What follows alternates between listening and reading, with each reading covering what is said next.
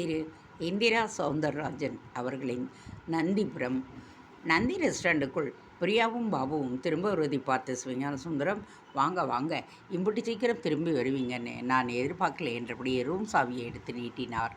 அவர்களும் தடுமாற்றமின்றி அறைக்கு சென்று லக்கேஜை எல்லாம் வைத்துவிட்டு அறையில் நாற்காலிகளில் அமர்ந்தனர். பாபுவின் சட்டையில் அங்கங்கே இரத்தக்கரைகள்.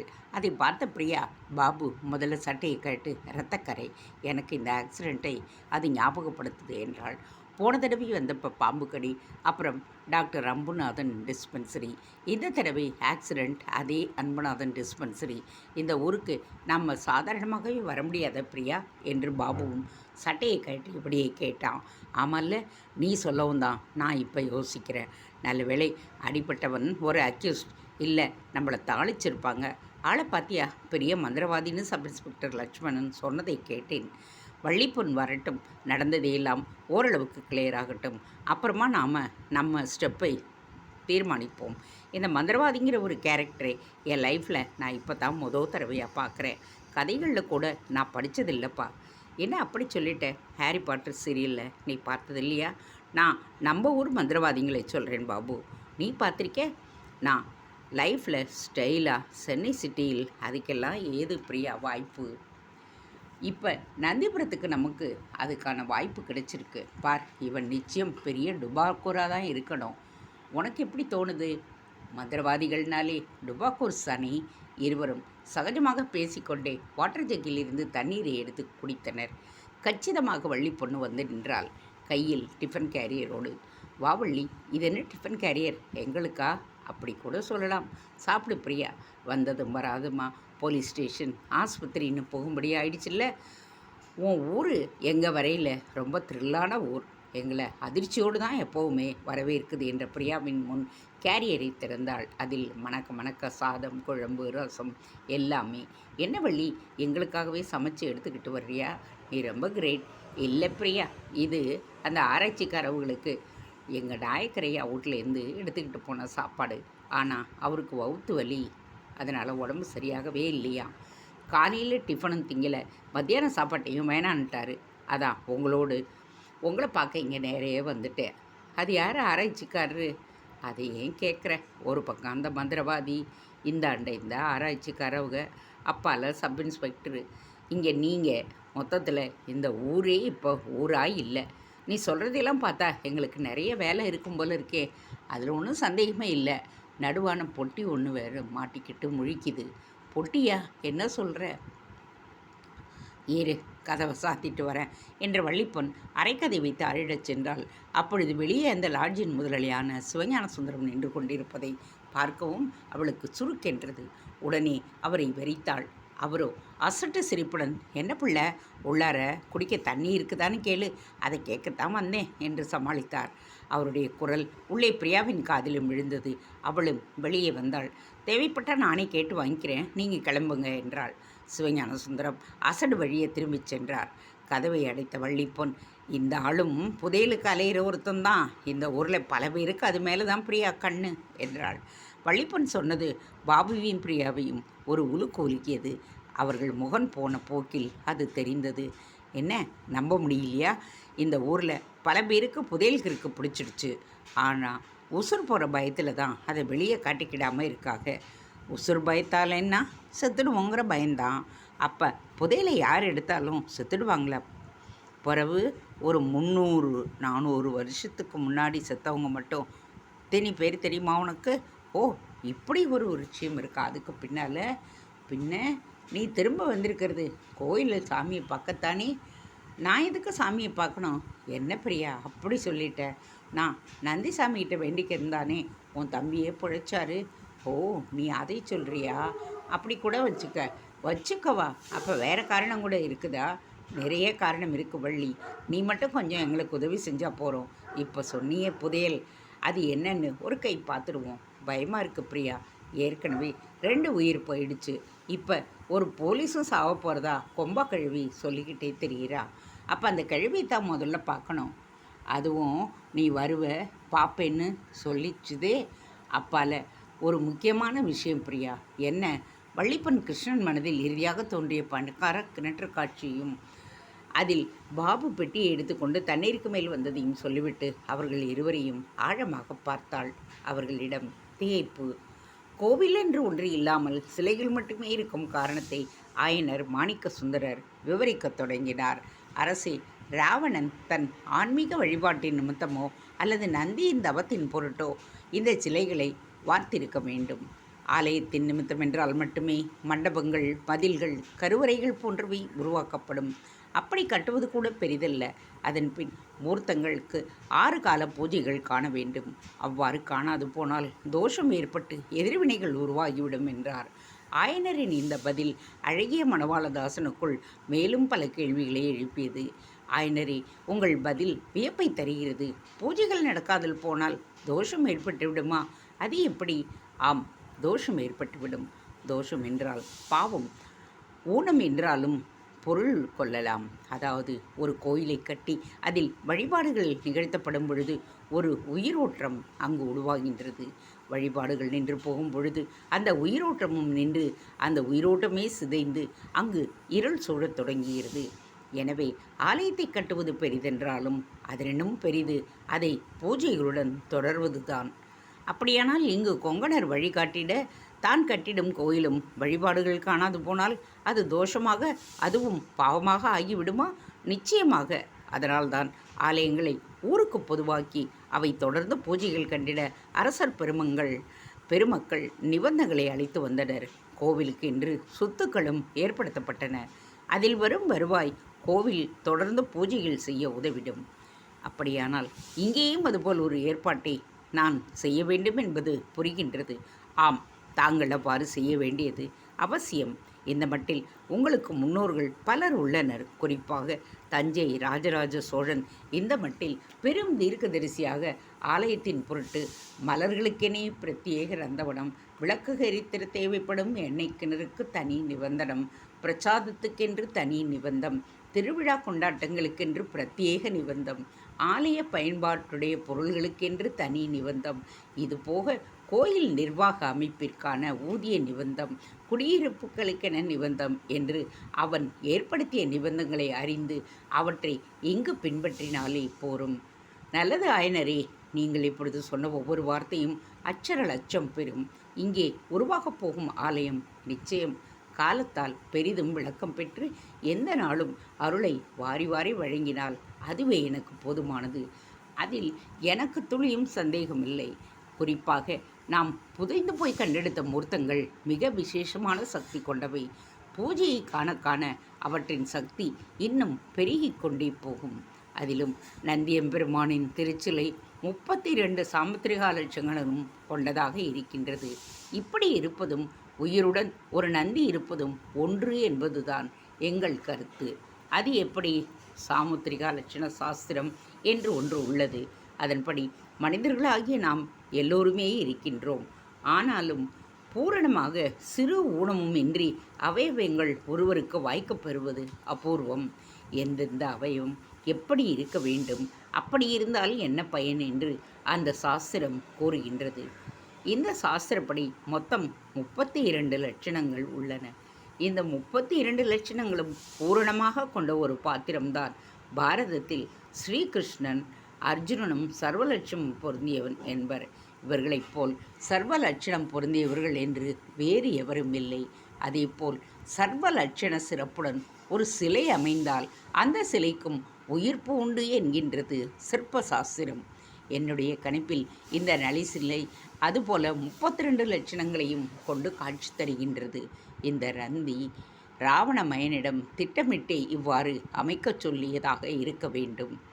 அதற்கு காரணம், அவ்வாறு அமைந்துவிட்ட நந்தீஸ்வரரை உகந்த முறையில் வழிபட்டு அவருக்கான ஜீவ மந்திரத்தை உச்சரித்தால் இந்த கல் நந்தியும் உயிர் நந்தியாக உயிர்த்து எழுந்து நிற்கும். அவ்வாறு அது வந்து தான் செய்திடும் பூஜைக்கு துணையாக நிற்க வேண்டும் என ராவணன் கருதி இருக்கலாம். ஜீவ மந்திரமா? அப்படியென்றால் ஒலி ஒளி வடிவமே இந்த உலகம். அதில் ஒளி வடிவை உருவங்கள். அதனால்தான் நம்மால் அவற்றை பார்க்க முடிகின்றது.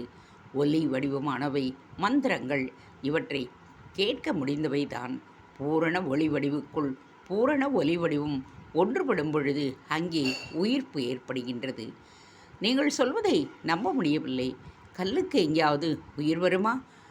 அவற்றை மலைகளாய் பறவை போல் பறந்துள்ளதாக புராணங்களே கூறும் பொழுது இதுதானா சாத்தியமில்லை? அப்படியானால் இந்த கல் நந்திக்கான ஜீவ மந்திரத்தை கூறினால் இது உயிர் தெழுந்து வருமா? எனக்கு அதில் சந்தேகமில்லை. ஆனால் அந்த ஜீவ மந்திரம் எதுவென்று எனக்கு தெரியாது. யாருக்கு அது தெரியும்? நிச்சயம் அதை கொங்கண சித்தர் அறிவார். அப்படியானால் அவரால் இந்த நந்தி எழுந்து உயிர்த்து வருமா? நாம் அதை காண்போமா? இங்கு நடைபெற்று வரும் அதிசய செயல்களை காண்பதில் அதுவும் சாத்தியமென்றே கருதுகின்றேன். ஆயனச் சிற்பி அவ்வாறு கூறவும் அழகிய மணவாளதாசனுக்கு அப்பொழுதே நந்தீஸ்வரரை தரிசனம் மேல் ஆவல் அதிகரிக்கத் தொடங்கியது. வள்ளிப்பொன் கிருஷ்ணனுக்குள் இறுதியாக தோன்றிய காட்சியை கூறவும் பிரியாவும் பாபுவும் ஒருவரை ஒருவர் அபூர்வமாக பார்த்து கொண்டனர். இதை நான் சொல்ல காரணம் இருக்கிறது பிரியா. இந்த பெட்டியைத்தான் உங்கள் காரில் வந்து மோதினான் மந்திரவாதி.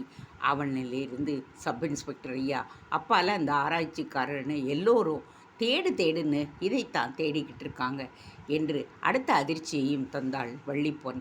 ஆமாம், அப்படி அதில் என்னதான் இருக்குது? அதுதான் புதையல் எங்கே இருக்குங்கிற தகவல் இருக்குதான். ஆமாம், அந்த பெட்டி எப்படி கிணத்துக்குள்ளே போச்சுது? பாபு கேட்ட இந்த கேள்வி முன்னால் வள்ளிப்பொன் சற்றே தேங்கி நின்றாள். உன்னத்தான் வள்ளி, கிணத்துல அது எப்படி போச்சு?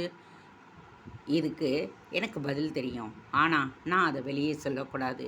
ஏன்னா நான் சத்தியம் பண்ணியிருக்கேன். சத்தியமா? ஆமாம், ஊர்க்கார சிங்கமுத்து சம்சாரம் அலங்காரத்துக்கிட்ட நான் சத்தியம் செய்திருக்கேன். அதுவும் ஐயனார் சாமி சிலைக்கு முன்னால். அவகிட்ட எதுக்கு சத்தியம் பண்ணேன்? நான் எங்கே பண்ணினேன்? அவள் தான் என்கிட்டே கேட்டு வாங்கிக்கிட்டா. அவள் ஏன் அப்படி ஒரு சத்தியத்தை வாங்கினா? ஐய, இப்படி கொஞ்சம் கொஞ்சமாக என் வாயை கிண்டுனா எப்படி பிரியா நான் சத்தியம் செய்திருக்கேன்னு சொல்கிறேன்ல? சற்று சின்னங்களாக வள்ளிப்பொன் கேட்கவும் அவளை கேள்வி கேட்பதை நிறுத்தி கொண்டவள் அடுத்து பாபுவை பார்த்தாள். என்ன பிரியா, எப்போ கிணத்து பக்கம் போகலான்னு நினைக்கிற மாதிரி தெரியுது? ஆம், அதே சமயம் அது எவ்வளவு ஆழம்னு யாருக்கு தெரியும்?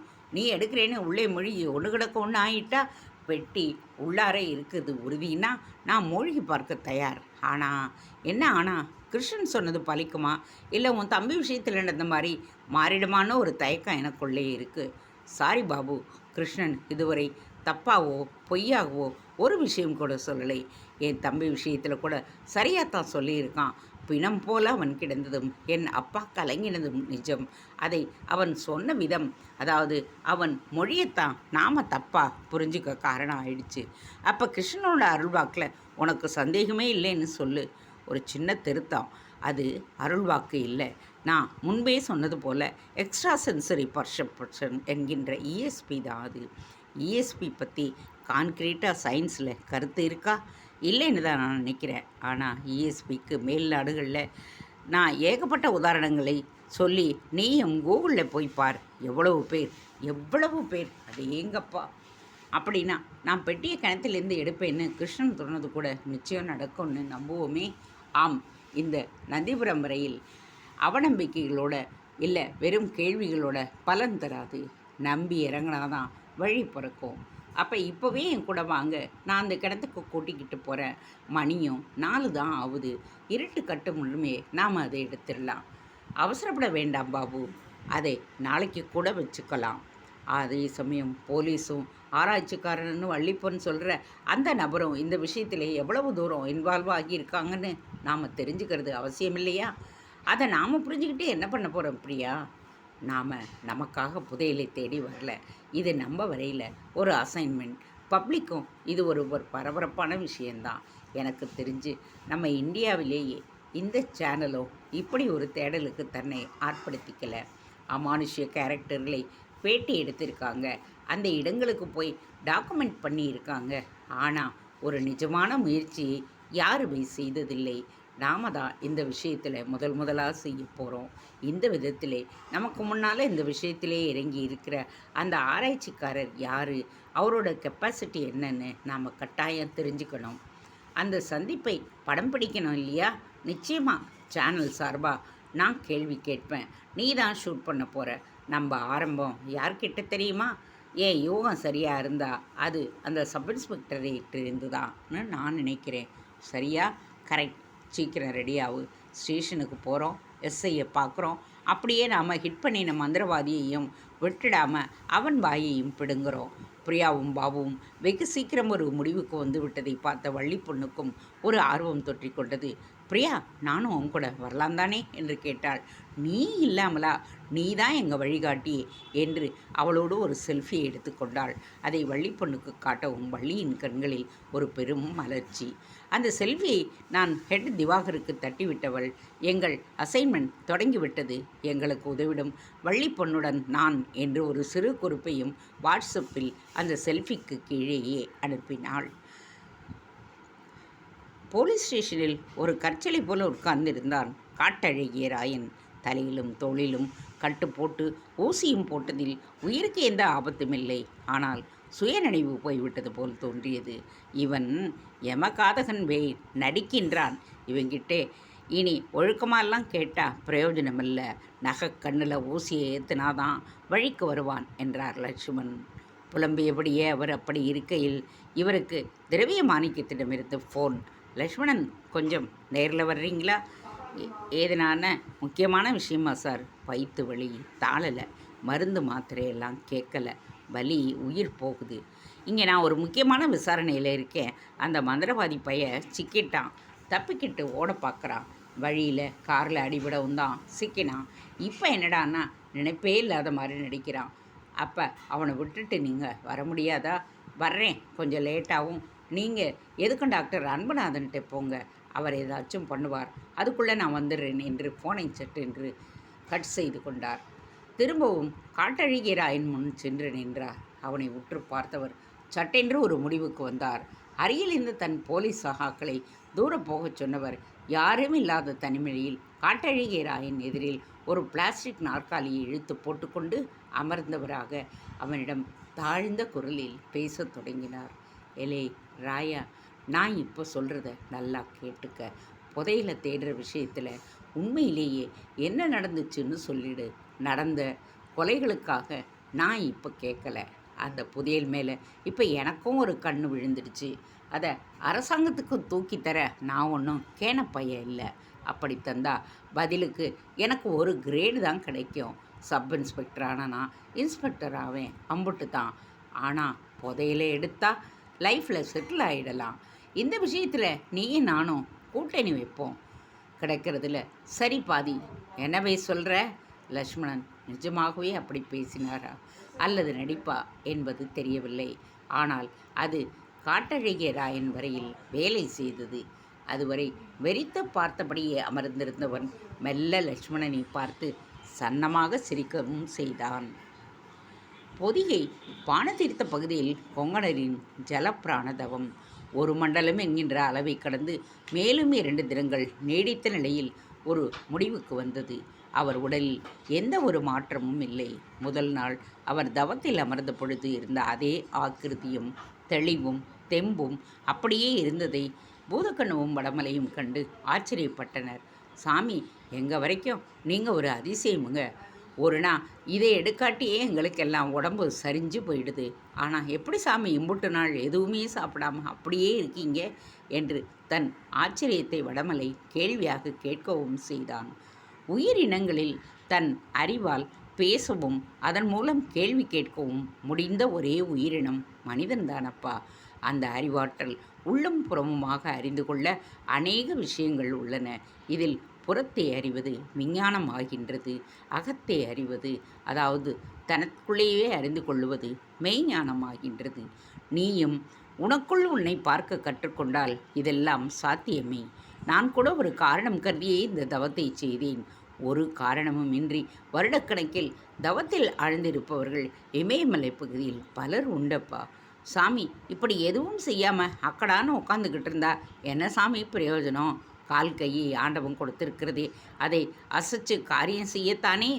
அதை காட்டி போடுறதும் செத்து போகிறதும் ஒன்று தானே சாமி. பூதக்கண்ணுக்கு எப்படித்தான் இப்படி ஒரு கேள்வியை கேட்க தோன்றியதோ கேட்டே விட்டான். கொங்கணர் அந்த கேள்வி முன் தான் சிக்கி கொண்டது போல் உணர்ந்தார். இந்த கேள்வியை துவக்க காலத்தில் அவர் அகத்தியரிடம் கேட்டுள்ளார். அகத்தியர் அப்பொழுது சொன்ன பதிலையே இப்பொழுதும் இவர் சொல்லலானார். அப்பா, நீ கேட்ட இந்த கேள்வியை தொடக்கத்தில் நானும் கூட கேட்டிருக்கின்றேன். அதற்கு அகத்தியர் எனக்கு சொன்ன பதிலை அப்படியே சொல்லுகின்றேன். முடிந்தால் புரிந்து கொள். அசைவுதான் வாழ்வு. அப்படி அசையும் பொழுது நாம் ஒரு பக்கமாக அசைய மாட்டோம். இப்படியும் அப்படியும் என்று எல்லா பக்கங்களிலும் தான் அசைவோம். அதனால் நம் எல்லா செயல்களிலும் இரட்டைத்தன்மை தான் இருந்தும், அதாவது ஒரு பொருளை ஒரு இடத்திலிருந்து எடுத்தால் அந்த பொருள் முன்பு எந்த இடத்தில் இருந்ததோ அங்கு இல்லாது போகும். அடுத்து அதை எடுத்த உன் கைகளில் அது இருக்கும். ஆக இரண்டு நிலைகள் தோன்றிவிடும். இதை இப்படித்தான் நீ எதை செய்தாலும் இரண்டு நிலைகள் உருவாகும். மூச்சு விடுவது கூட ஒரு செயல்பாடுதான். அதை நன்றாக கவனி. அது உள்ளே செல்வது ஒரு நிலை, பின் வெளியே வருவது இன்னொரு நிலை. இப்படி அசைந்து வாழும் சகலத்திலும் இரு நிலைப்பாடு இருப்பதை உணரலாம். ஆனால் இந்த நிலைப்பாடுதான் ஒரு உடம்பின் செயல்பாடாகிறது. அதாவது ஒன்றாகிய உடலே இரண்டாகிய செயலை செய்கின்றது. பின்பு உயிர் பிரியவும் ஒன்றே ஆகிவிடுகிறது. ஒன்று இரண்டாவது என்பது இயங்கும் போது, அது ஒன்றாகவே இருப்பது இயங்காத போது, தவம் செய்யும் போது, இயக்கங்கள் இல்லாத போது. ஒரே குறிப்பாக மூச்சு உள் நுழைவது பின் வெளிவருவது என்பது கூட சிறிது சிறிதாக குறைந்து அந்த மட்டில் ஒரு நாளில் 24,600 முறை என்னும் சுவாசம் வெறும் ஒற்றை இலக்கத்திற்குள் வந்துவிடுகின்றது. அதாவது அதிகபட்சம் 9 சுவாசம். இதயத்தின் துடிப்பு கூட துடிப்பதே தெரியாமல் துடிக்கும். இரத்த ஓட்டமும் ஓடுகிறதா இருக்கிறதா என்பது தெரியாதபடி ஓடும். மொத்தத்தில் உடம்பில் உயிர் ஒட்டி கொண்டிருக்கும். அவ்வளவுதான். இந்த மட்டில் தவம் என்பது இறப்புக்கு சமமான ஒன்றுதான். ஆனால் உண்மையில் உடலை பிரிந்த உயிர் மீண்டும் அந்த உடலுக்குள் புகவும் முடியாது. அது மட்டுமல்ல, அந்த உயிர் தான் வாழ்ந்த நாளில் செய்த செயல்களுக்காக கர்ம பாரத்தோடும் இருக்கும். அதாவது பாவ புண்ணியங்களை கொண்டு இருக்கும். அதற்கு ஏற்ப அதனுடைய மறுசுழற்சி, அதாவது மறுபிறப்பு அதற்கு ஏற்படும். ஒரு தவம்புரியும் சித்தன் வரையிலோ அவன் வரையில் அவன் இயக்கமே புரியாததால், அதாவது ஆசாபாசங்களுடன் உங்களைப் போல் வாழாததால் அந்த உயிரிடம் கர்ம பயம் என்பதே இருக்காது. அடுத்து அதை பிரபஞ்ச கட்டுப்பாட்டில் இருந்து விடுவித்து தன் கட்டுப்பாட்டுக்குள் அந்த சித்தன் வைத்திருப்பான். இத்தனை தெளிந்தவன் இந்த இருவினை செயல் எதிலும் ஈடுபட மாட்டான். அதாவது பாவம் செய்ய மாட்டான், புண்ணியமும் செய்ய மாட்டான். இப்படிப்பட்டவனை பஞ்சபூதங்களாலும் எதுவுமே செய்ய முடியாது. 9 கிரகங்களாலும் ஒன்றும் செய்ய முடியாது. இவனை அந்த ஆதிசிவன் என்கின்ற பரம்பொருளால் மட்டுமே எதுவும் செய்ய இயலும். இதை சற்றி மாற்றி இவன் வேறு அந்த சிவன் வேறு அல்ல என்றே ஆகிவிடுவான் எனலாம். அதாவது இவனே கடவுளாக பரம்பொருளாக ஆகிவிடுவான். கடவுளும் ஒருவர்தான். ஆனால் அவர் படைப்பில் எல்லாமே இரட்டைத்தன்மை உடையவை. அதை உடைத்து கொண்டு திரும்ப ஒற்றைத்தன்மை அடைவதைத்தான் அவனை அடைவதும் அல்லது அவனாக ஆவதும் என்று கூறுகின்றோம். இப்பொழுது உங்களை பார்த்து நான் கேட்கின்றேன், எவ்வளவு காலம் வாழ்ந்தாலும் அவ்வளவும் ஒரு நாள் முடிந்துவிடுகின்ற ஏதுமில்லாது போகின்ற அசைவு, அந்த வாழ்வு பெரியதா அல்லது அசைவை நிறுத்தி கொண்டு அந்த பரும்பொருளாகவே ஆகிவிடுவது பெரியதா? எது பெரிது? சொல்லுங்கள் பார்ப்போம். கோங்கணர் பதில் சொல்வது போல் அவர்களிடம் கேட்டு முடித்தார். இருவரும் ஒருவரையே ஒருவர் பரிதாபமாக பார்த்து கொண்டனர். என்ன முழிக்கின்றீர்கள்? நீங்கள் பேசியது புரிந்த மாதிரியும் இருக்கு, புரியாத மாதிரியும் இருக்கு. அப்போ முழிக்கத்தானே செய்வோம்.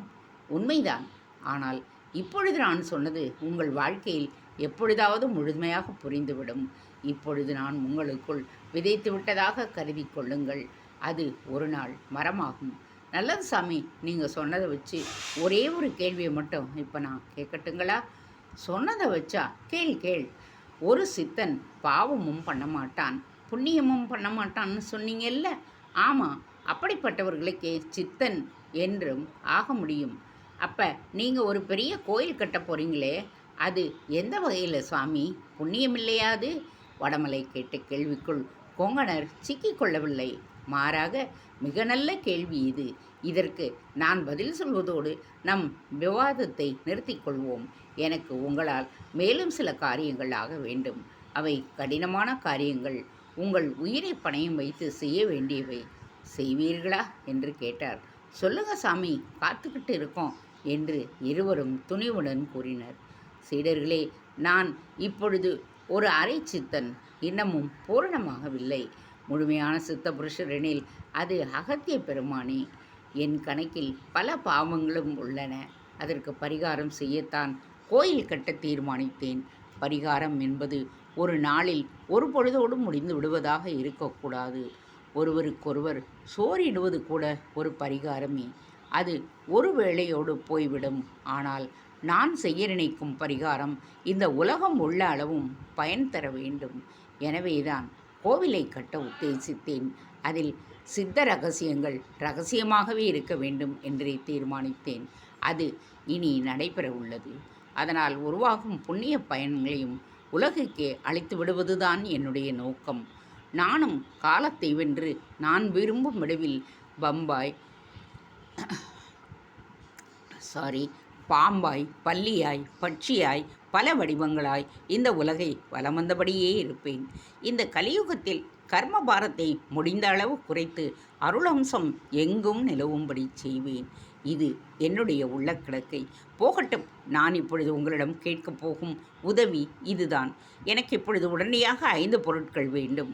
1 உதக நீர், அடுத்து பொன்னாவரை இலைகள், 3 அமிலகாரணி கிழங்கு எனப்படும் மண்ணுணி கிழங்கு, இது போக சப்த சஞ்சீவினி, கைலாச மானச குலத்து தீர்த்தம்.